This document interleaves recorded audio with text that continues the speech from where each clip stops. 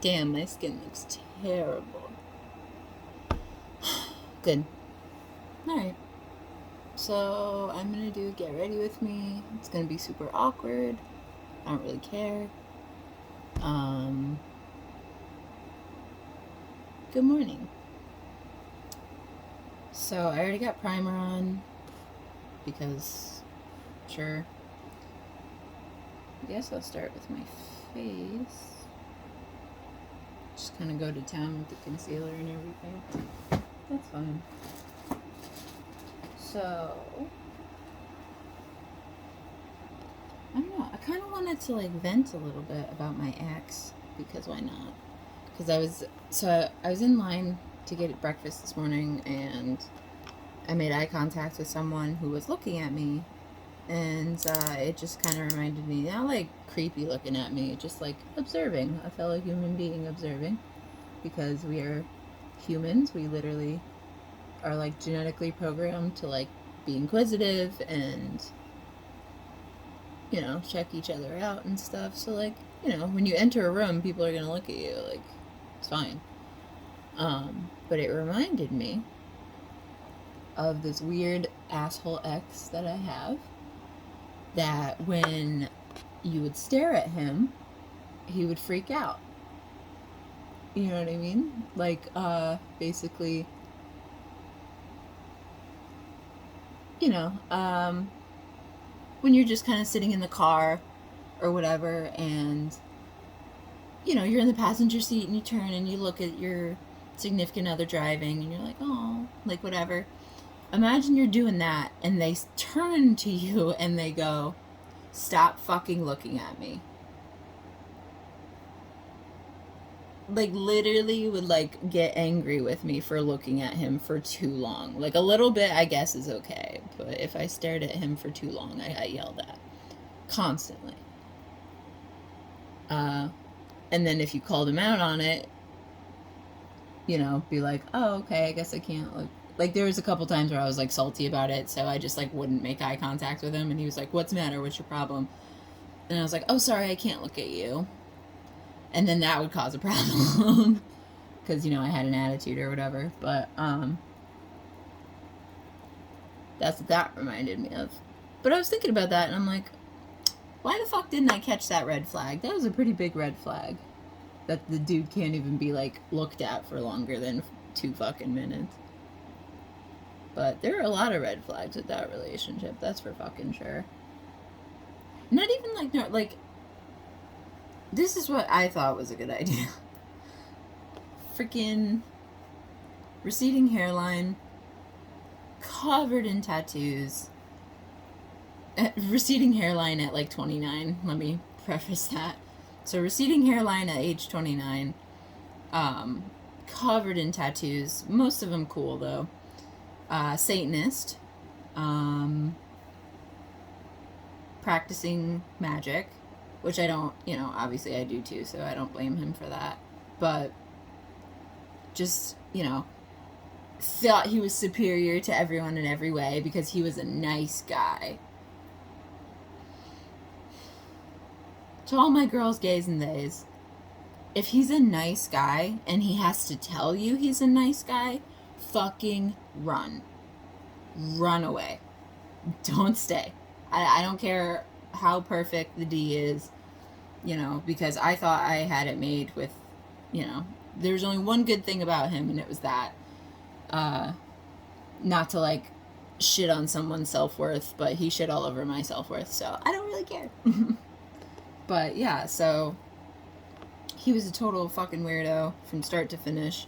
The only good thing, besides what I just said, is that he reintroduced me to the sci-fi book Dune, which, if that sounds familiar, it's because they're making the movie right now. I fucking love Dune. I'm in the process of reading it again. Highly recommend. Ooh, look at my concealer. It looks nuts. Highly recommend Dune. If you like sci-fi. If you don't, then it's a chore to get through, so I don't recommend it otherwise.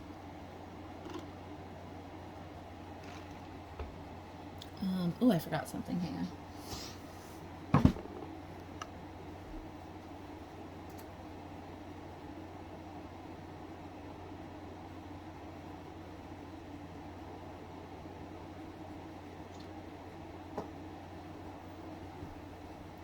Alright, I'm back. I gotta figure out how to edit this. Or I don't. I don't know. I don't care. So, yeah, so he was such a nice guy in every way, you know? Thought his music taste was superior to everyone's, including mine. Literally would make fun of me for the music I listened to. Such a nice guy. Thought he was morally superior in every way. Thought he was smarter than everybody else. You know, he really, his favorite thing was to rag on people who watched Rick and Morty. Like, he would, like, call them, like, incels and, like, retarded and, like, you know, like, he just thought he was better than everybody all the time. And it was like, all right, you can make certain points about different groups of pop culture, because there are toxic people in pretty much every fandom. Like, no matter what you like, there's always going to be toxic people, because toxic people exist regardless of whether or not they like the same show as you. But whatever. So he thought he was smarter than everyone else, and he liked to, you know, like, you could just tell he, like, hated himself so much to the point of narcissism, if that makes sense. Like, he had such deep self-loathing that he, like, turned it around and made it like, oh, I'm special, I'm a nice guy, I'm this, I'm that, you know, I'm better than these people. So, and it was like, you know, it's like, there was a lot of damage, clearly. And I put up with so much. I put up with so much because I was like, nope, I like him, this works. Don't ask me why. I still don't really, like, I don't know. People come and go out of your life, and they serve a purpose. And I don't mean for that to sound shitty, because, like, people do come and go, and sometimes they don't necessarily serve a purpose. Sometimes they're just there to teach you a lesson or get you through something, or, you know, or if you don't believe in, like, a bigger purpose, it's like, then they're just there. They randomly came into your life for whatever reason, and you're just rolling with it. Oh, I can't show that. The eyeshadow I'm using is a brand that you can't publicly support anymore, because I guess the guy's a weirdo, so But, oh yeah, I was shitting on my ex.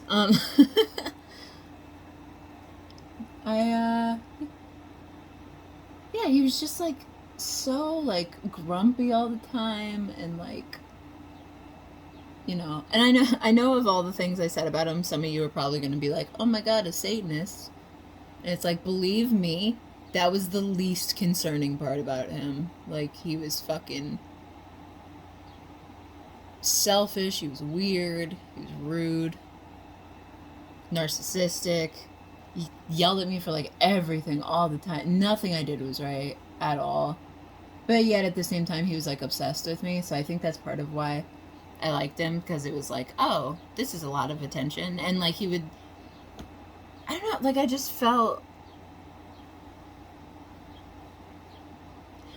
see, that's the thing. In the beginning of the relationship, they always talk about the honeymoon phase of a relationship. Even if it's, like, a really short relationship, it's, like, usually in, like, the beginning, kind of once you sort through the awkward, it's, like, you know, they'll shower you in attention, they'll shower you in affection, and, like, put you on this pedestal.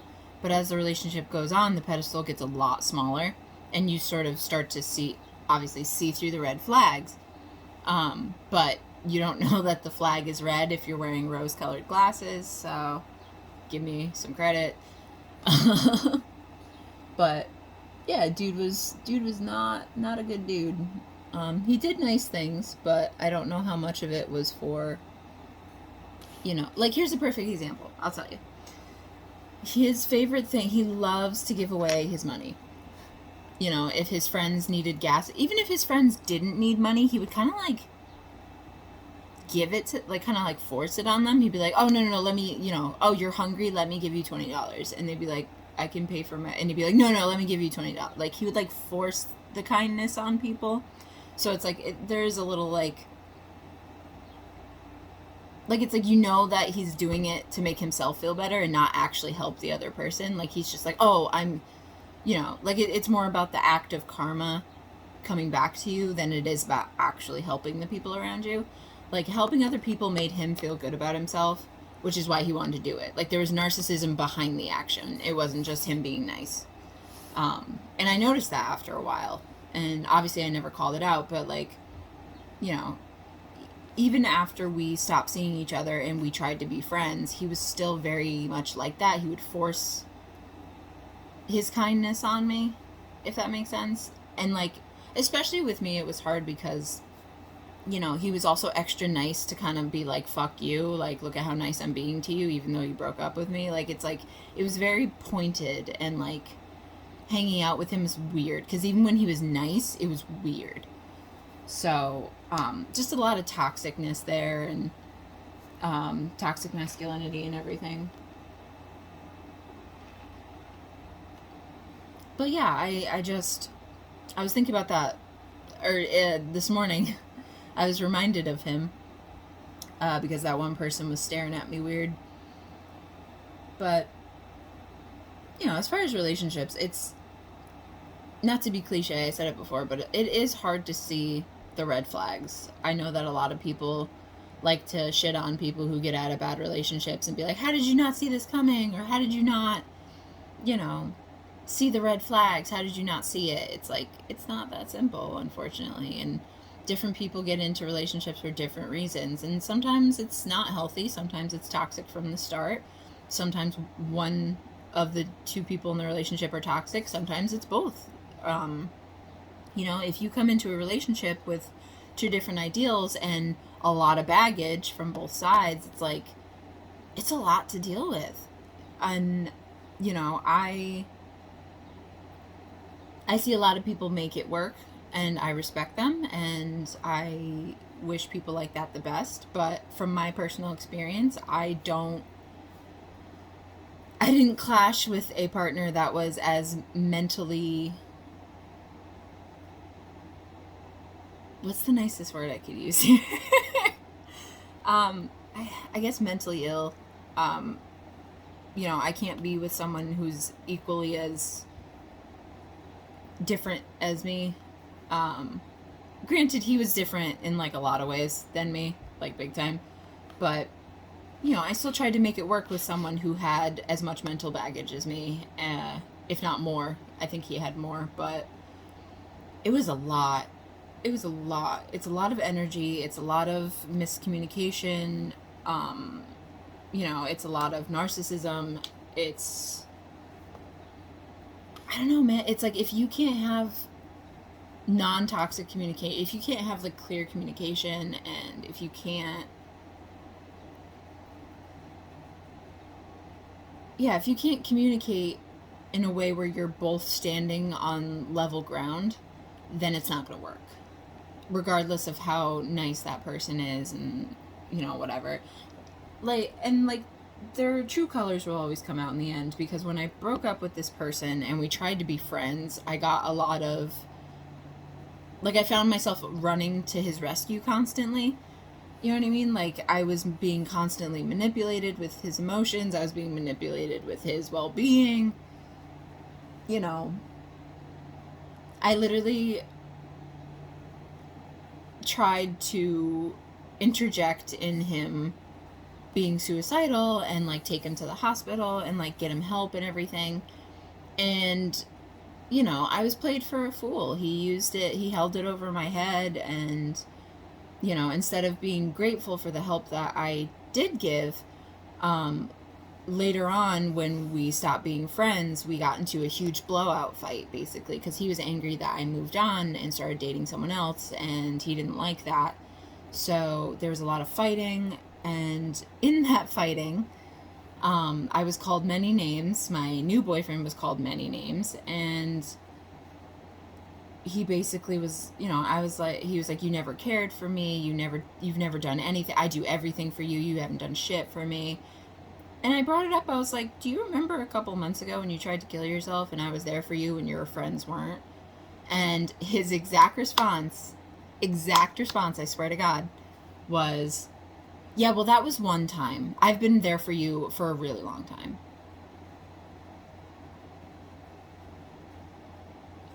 Oh. So, apparently you have to rescue someone more than once from being suicidal in order for it to matter. Crazy. So, yeah, just his true colors came out. He called me a ton of names. He was also like, after we broke up, he got like more violent, if that makes sense. Not towards me. Like, I noticed he was like more physically reactive, and like he would like break his own stuff sometimes. Like, he obviously had a lot to work through. But I love how I'm just like telling all this dark shit about this one person. I don't care. I'm gonna put him on blast. He was really mean to me, and it's been over a year since I blocked him on everything. So we're talking shit today, boys. But yeah, it was just very strange. Not my proudest moment, obviously. But yeah, I just thinking about that time in my life is very interesting, and I'm glad that that person's not around anymore, because he was just unstable. And even if you care for another person, if their instability becomes dangerous to your well-being, or even if it's just toxic to your well-being, whether it's like they drain you emotionally, or they demand all your time, or, you know, it's me or them. Like, a lot of these toxic, like, communication tactics are, and like manipulative tactics, you know, they're all, it's nothing new. A lot of people do it, but it's still easy to fall for it because you care about that person. And like, just looking back and seeing how much I was manipulated by this one weirdo, it makes me so fucking mad, because I wasted so much time and energy on this person because I cared about them. And, you know, in the end, it's like I just got called a bunch of names. And when I wanted an apology for those names many months later, because we stopped talking for a while, and then I reached out. I was like, am I ever going to get an apology for your bullshit? And, you know, I was very straightforward. I was like, I want an apology. I don't care. You called me a bunch of fucked up names. I want an apology. And I remember I called him and I was like, are you ever going to apologize to me? And he was like, for what? For what?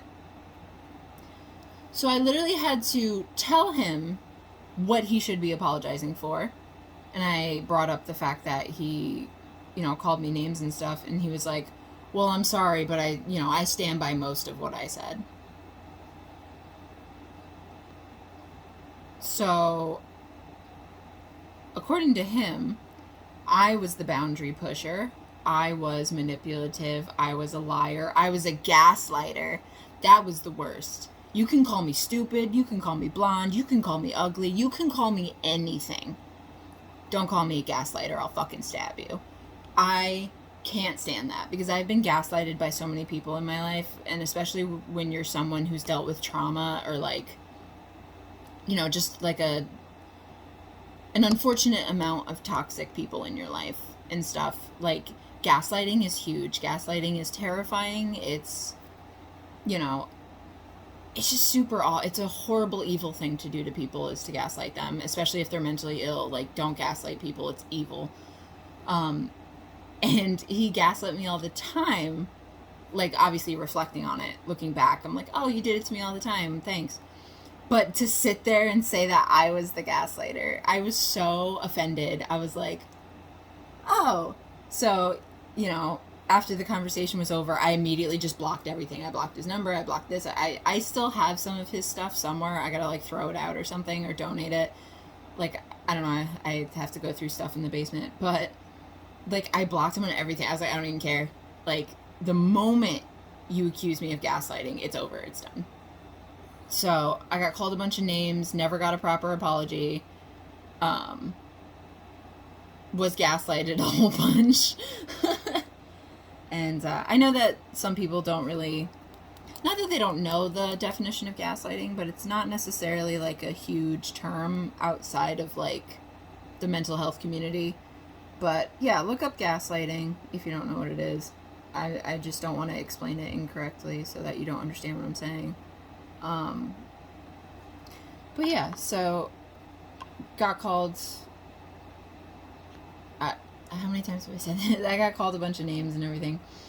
And I'm just, ever since I blocked him, it's like this huge weight off my shoulder, off my chest. Like, it's like once he was gone, I felt fucking great.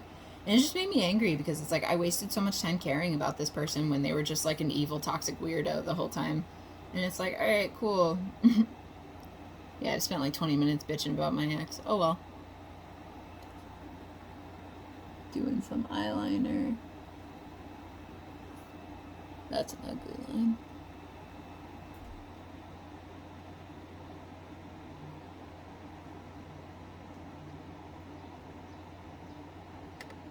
Sorry.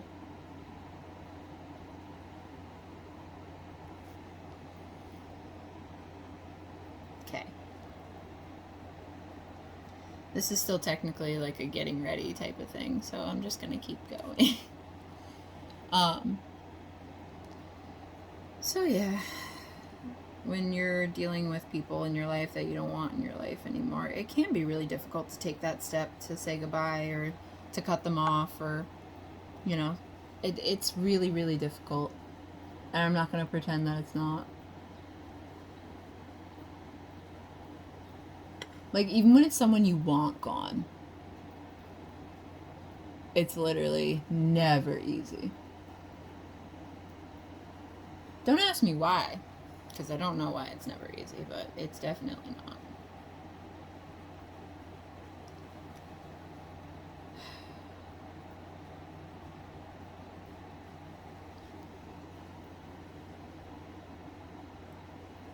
I'm just quiet because I'm focusing, because eyeliner's hard.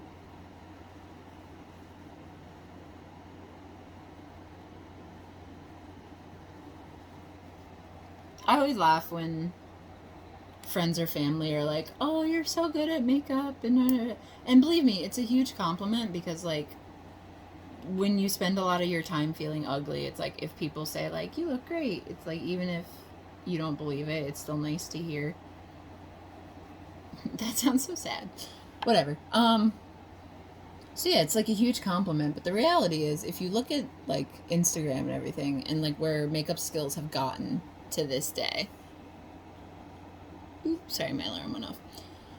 You know, if you think about how far makeup has come in like makeup artistry and how there are literally like 14-year-olds and like 10-year-olds whose makeup looks better than mine like every day all the time. And instead of it being discouraging to me though, I think that's really exciting because when I was in middle school, it was sparkly blue eyeshadow, pink cheeks, pink lips, everybody wore Hollister, like nobody wore eyeliner. You kind of like smudged it because nobody fucking knew how to like do it. So you had like the weird raccoon eye with like a mess, and like, you know, everybody's eyebrows were like tweezed way too thin so they weren't even there. Like middle school was wild. As far as like makeup, like there was no makeup, you know what I mean? Like I literally was only allowed to wear like eyeshadow and that was it, like if that. So hold on one sec.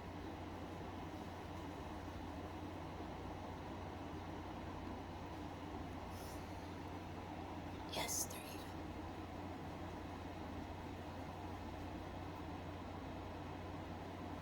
There we go. I'm sorry. So if it's, you know, if you have these like kids running around with like flawless fucking eyeliner, it's like, you know what? Good for them. Because I didn't get that. I didn't have the chance to sharpen my skills that young. And so, you know, and like I'm trying to get my sisters to wear makeup. Not like trying to get them to wear makeup. Like I give them makeup and I give them the choice. You know, if they want something, I'll get it for them. Because they deserve it. But as far as my skills, I don't know if it gets better. Because my skills are very basic. I've tried to do makeup on other people a couple times. Like, it's fine. It's just really hard. Because, you're so accustomed to your own face that when you try to do the same exact makeup, same steps, same makeup, same everything, it always looks different on another person, even if it's the same. I don't care what anybody says. It's harder to apply to other people, and it always looks different because it's a different face. And there's nothing wrong with that. It's just people don't think about that when it comes to like makeup artistry. Like, I feel like everybody expects, and I do wonder if it's because of social media. It's like everyone expects themselves to look a certain way, and if they don't look exactly like the Facetune girl in the picture, they freak out, or they attack themselves. And I totally, like, and I'm not just trying to blame social media, but it's like, it's true. Think about the minor body dysmorphia that everyone gets because of Snapchat filters. Think about the Snapchat filters that change your skin, change your face shape, and it's like, and then the filter gets turned off and you see what you really look like, and you're like, ugh, like, is that me? That sucks. I wish that wasn't a thing. Like, very badly, because I always feel for people, because, hating the way you look, or like not being comfortable in your own body, like, yikes. It's a terrible feeling that I don't wish on anybody. I don't have enemies. At least I don't think so. But, I don't have enemies. Just would never wish that on anyone. There's a lot of things I wouldn't wish on people. Especially morally. But I gotta do that in a second. This foundation's awesome. I highly recommend it. If it wants to focus. It doesn't. That's okay. It's a cell phone. But, what else was I gonna say? I was talking about makeup. I don't know. This is the fun part. This is the Glamnetic eyeliner. This is for my magnetic eyelashes. This is the liner that goes on for the lashes to stick to. I've talked about some of my makeup on Snapchat. I keep it pretty simple. I used to do like crazy bright colors like every day. I don't do that.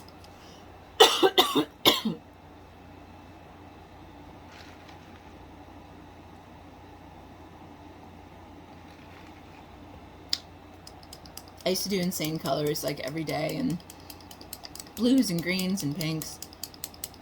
And like, don't get me wrong, I still like to do that, but as far as like every day, it's like I just do decent liner, big lashes, normal, pale everything else.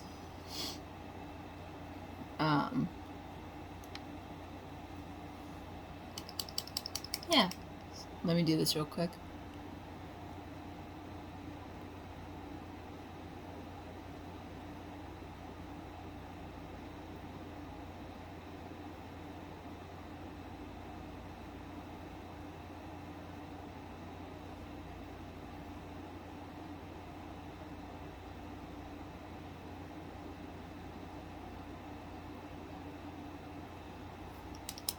Alrighty, there's one.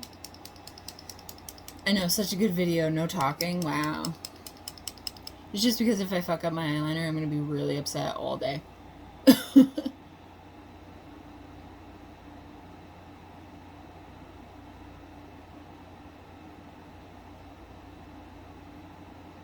I think that's the other thing that gets me about like makeup and stuff, is that if it doesn't look right,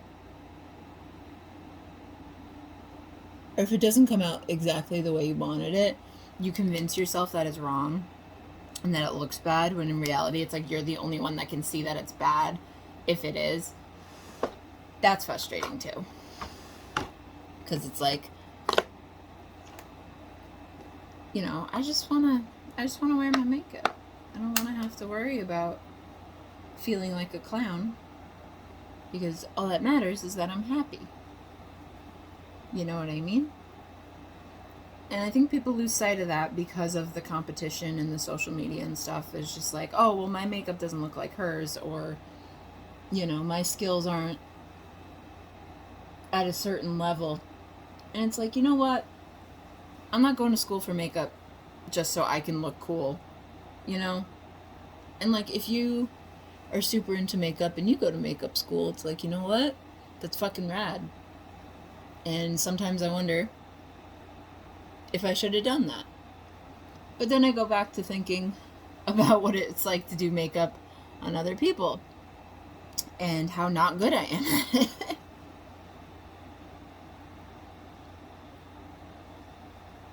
Sorry, I'm just going to town with this foundation because it's awesome. I also have another color, but this is literally my exact shade. Vanilla. And the other shade I have is paler because even though I am a pale, spooky person, I guess I got a little color this year because I'm not as spooky pale as I was. I also got really terrible sunburn not that long ago. So I got a little bit of a body tan too. I don't want to call it a tan because it's really just one shade darker than pale because I fucking burns like a lobster. I hate that when you're super pale and it's like you have two colors, you're white or you're red. And then when you go back to white from red, there's cat hair in my fucking foundation. Of course there is. Cat's not even in the room. Ugh. But, yeah, when you go back from red to white, it's like one small shade darker. Ugh. It's enough to make your foundation not match anymore. That's the way it goes. It's like you're not allowed to get a tan, but your foundation won't match anymore. Like, there you go. There's your summer color. I'm just applying the lashes.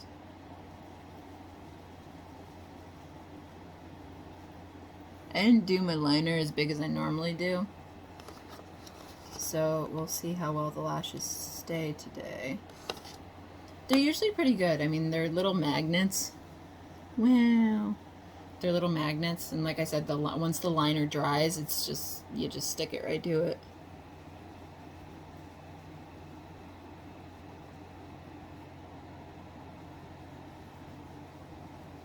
And you don't have to put mascara on before the false lashes. You can, but you probably shouldn't. But that's part of why I love these, because my natural lashes have been like really healthy and growing because I just slap these on instead of putting mascara on. And yeah, they like look pretty, they blend pretty well. You know. Whoops, they're a little wonky, but that's okay. The magnetic ones are also easier because you can adjust them. Like, imagine trying to like finagle when there's glue everywhere, and then you get like glue all over your eyelid, and your your eyeliner like runs or like gets like messed up. Like, that would drive me crazy. I hate glue. I hate eyelash glue. That's why I have the magnetic ones, because I can't fucking stand the glue. I honestly like. Yeah, I can't think of a time in my life when it was like. Sorry, I'm checking the time. Alright.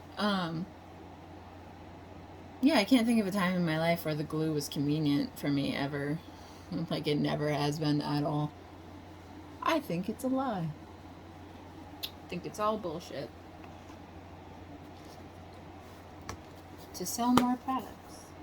As you do.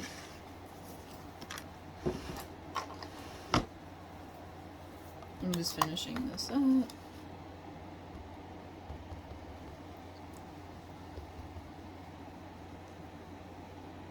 I'm using this awesome contour palette. I forgot what it's called, but it's by Lunatic Labs Cosmetics. It's a bunch of like witches that make makeup, and it's fucking awesome. and their products are very, very, very good. However, I haven't bought from them in quite a long time because I don't think they have this contour palette anymore. I'm not really sure, but just doing my under eyes, brightening.